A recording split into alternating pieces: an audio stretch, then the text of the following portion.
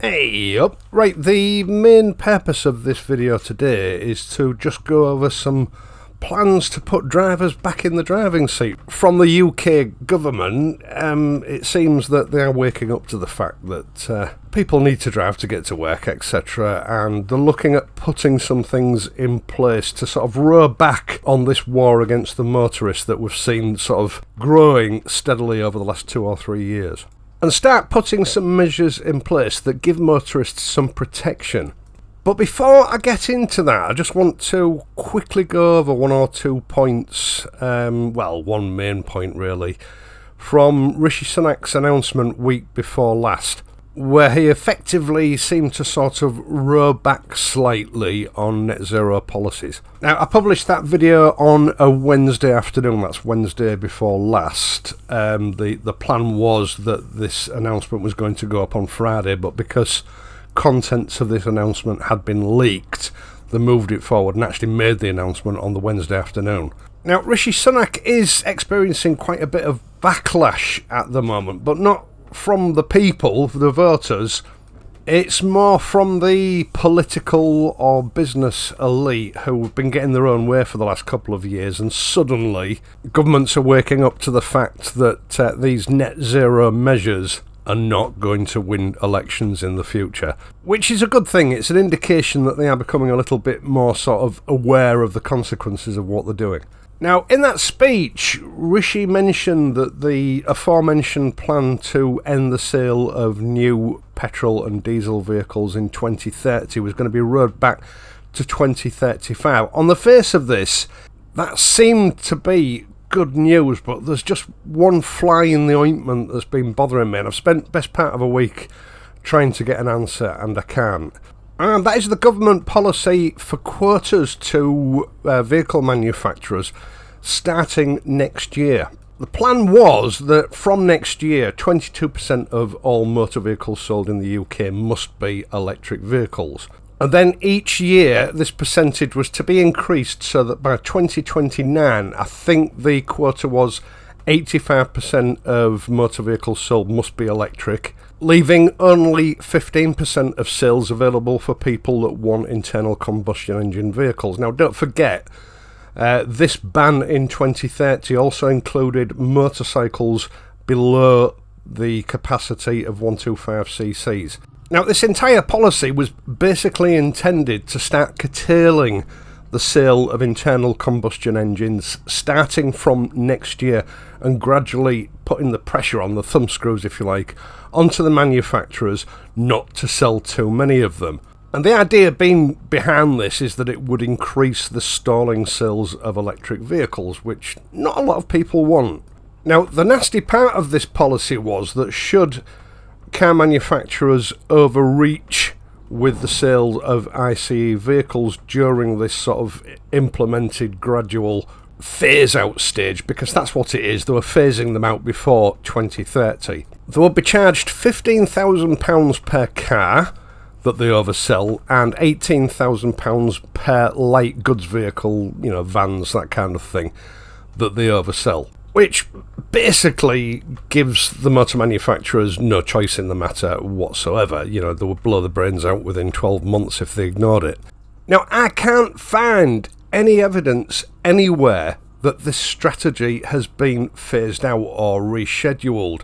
As far as I'm aware, this still starts from 2024. So even though they've moved the ban on the sales of new petrol and diesel vehicles, now in 2035, it'll be basically impossible to get hold of one by 2030. So really, as much as this seemed like good news initially, it doesn't look to me like an awful lot has changed unless, they suddenly do sort of reschedule that phase-out stage. Maybe it's just my sceptical nature, and maybe, some announcement will be made in the future, but it seemed to me that announcement was a bit sort of sleight of hand, in that from 2029 to 2035, only about 15% of vehicles sold per year will allowed to be ICE vehicles. I'll let you know if I found anything different in the future. Now, it is worth mentioning that Sir Keir Starmer, the head of the Labour Party, who was busy jetting around the world visiting world leaders at the time this news came out, minimising his carbon footprint, on receiving this news, immediately said at the moment he gets into power, he's going to reverse this recent change of heart by the Conservative government and reinstate the 2030 ban on the sale of petrol and diesel vehicles. Because clearly it is a Labour policy to get rid of personalised transport as quickly as possible, as we've seen in Wales and in London. And on the back of that, the Conservative government has done a bit of a U-turn. Now, don't think I've been fooled. The Conservative government's attitude towards the motorist up until now has been very similar to the attitude that Labour has about personal transport. Labour, I think, is a little bit more hardcore. They're likely to go at it a lot harder and a lot faster than the Conservatives. But up until now, both parties have been fighting on the same ground. There's clearly been some division within the Conservative Party over the last year. There are some true Conservatives and there are the sort of new Conservatives, which are sort of Labour politicians sitting in Conservative seats. But one thing is for sure, the Conservatives have realised that if they continue to fight in the same direction of Labour, there's nothing to differentiate both parties and, Labour is likely to get the vote. So they're going back to sort of more populist strategies, and this is one of them. And it seems to me that this strategy and the strategy that was announced week before last are a direct assault on Labour policies. I see it as a starting point, nothing more. I think, to be honest, these little strategies have been announced to gauge public response. This is purely political. I don't think for a moment that it's seated in concern for motorists, not for one moment. But it is possibly a sign that these politicians are emerging from their little bubbles and blinking in the harsh light of the real world. Now, I'm going to leave a link to this government website page in the video description down below. It's not a huge page to read, but some of it's not really that relevant. A lot of it's about net zero. Surprise, surprise. But there are one or two relevant parts that I want to highlight that help not just motorists, but actual motorcyclists as well. For once, they're actually acknowledging that motorcyclists possibly put less pressure on our road system than cars do, and maybe concessions should be given over to them. Now, for those of you that struggle with the concept of a link being left in the video description down below, because I get people asking me about this every single day, the video that you're watching at the moment, below it is some text which is called a video description. If you click on that and open it up, it gives you a description of the video, and that's where I include the links, in this case the link to this website. Click on that link and it will lead you to the page that I'm scrolling on this video at the moment, so you can read it in its entirety. One thing that is clear about this document is that the government still believes that electric cars are the way ahead. They've not quite woken up fully yet, but I'm expecting to see this agenda ramp up over the next few months. We'll just have to wait and see what happens. Now, the main point is that the current government is looking to find ways of curtailing these sort of draconian measures that we're encountering on the roads now, highlighted by the actions of Mark Drakeford in Wales and, of course, Sadiq Khan in London.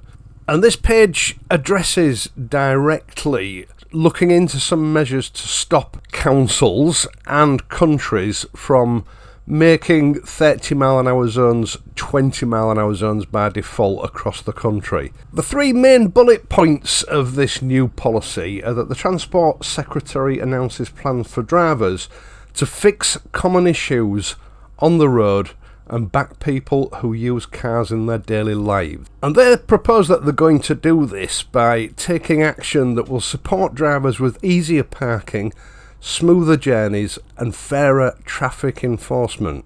And predictably, these measures will also speed up the rollout of electric vehicle charge points across the country and crack down on inconsiderate driving. I'm not quite sure how those two are inextricably linked, but certainly cracking down on inconsiderate driving has got to be a good thing.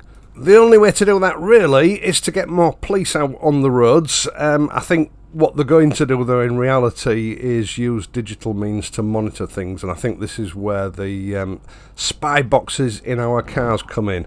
Because this page does specifically mention the use of digital measures to monitor traffic offences on the road. And I think I made a video about that 2 years ago. Now, I'm just going to make my way from top to bottom down through this document, and I'm just going to select the bits that I think are important, the bits that I think you'll want to know about.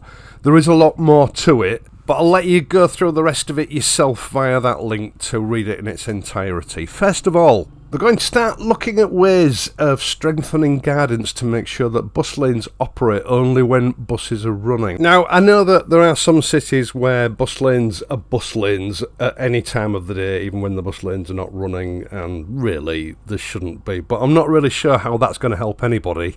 It's a nice proposition that sounds helpful on the face of it, but buses generally only run between 7 AM and 11 PM, and of course from 11 PM to 7 AM there's going to be very little traffic on the road, so I don't see that that's really going to make much difference.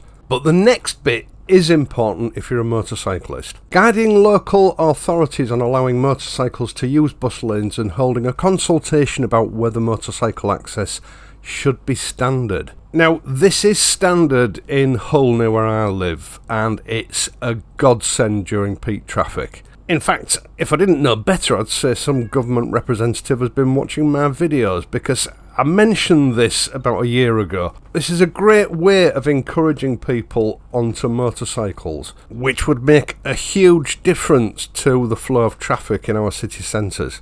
Having experienced it, I would say without a doubt that mixing with the occasional bus in a bus lane is far less dangerous to a motorcyclist than lane splitting and running the gauntlet with traffic. Quite often, when I'm stuck in traffic in our city centre and I use the bus lane, I can leapfrog about 20 to 50 cars at a time, safely with a clear lane ahead of me, and it can cut my journey time from one end of the city to the other by about 15 to 20 minutes.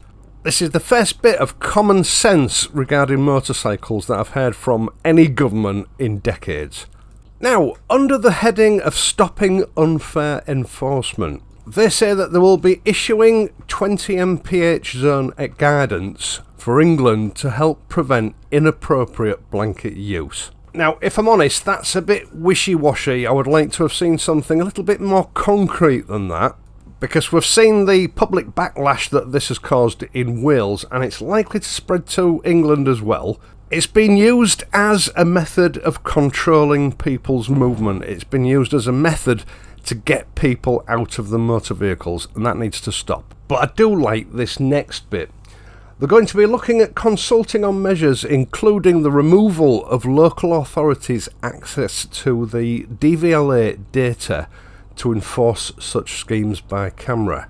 Now, this is really important because if they do remove the ability of local councils to access the DVLA database to, issue fines, etc. for infringements, as they call it in their areas, Sadiq Khan's ULEZ zone springs to mind, that would turn their draconian oppression of motorists into a white elephant scheme overnight. They would be unable to enforce them. So that one's a biggie if they decide to go ahead with it. So is this next one, focusing on the importance of local support, and consider as part of the LTN review how to address existing LTNs that have not secured local consent. Low traffic neighbourhoods, this has been an ongoing problem with local authorities that insist in putting low traffic neighbourhoods in place even when the residents in those areas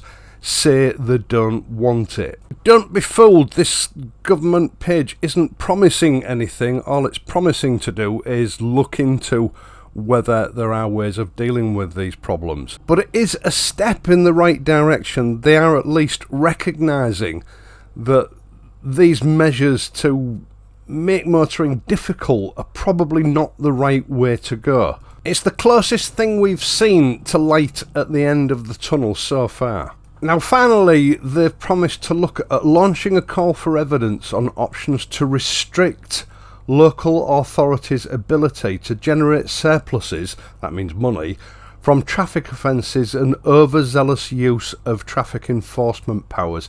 Again, this is a really important one. It's become fashionable in recent years for overspending local authorities to use the motorist as a cash cow. And the government is promising to look at ways of stopping their ability to do that. Now, there is a lot more to this document that probably won't be of much interest to you, but by all means go through and read it, because it might be.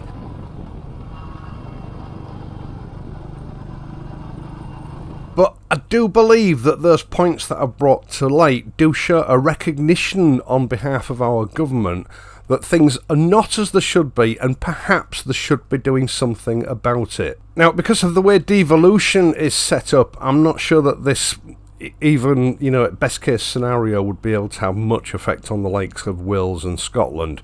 But in England, if any of these sort of mooted plans came to fruition, it would make an enormous difference to the security of the freedom to travel without being penalised everywhere you go. I don't trust the current Conservative Party where our personal freedoms are concerned, but let's be clear, Keir Starmer and all Labour authorities have made it quite clear where they're going with the freedom of travel and personal transport.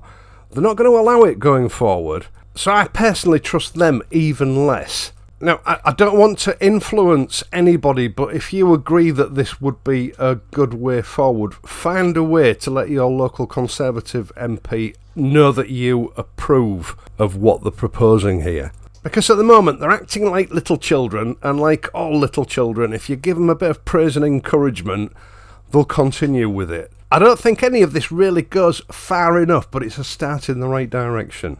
The political climate seems to be changing subtly at the moment, and I think we need to keep up the momentum. Once again, thank you so much for taking the time to watch this and my other videos, and in doing so helping to support this channel. You can lend a bit of extra support by leaving a like on this video and subscribing to the channel if you're not already a subscriber. If you do, hit the notification bell and ensure that your notifications are enabled. That way YouTube should let you know whenever I upload a new video. There are, of course, other ways to support this channel if you wish to do so, via my Patreon page or via the Super Thanks button down below. I am, of course, going to be back on Friday, so until then, please ride safely, and I'll see you soon.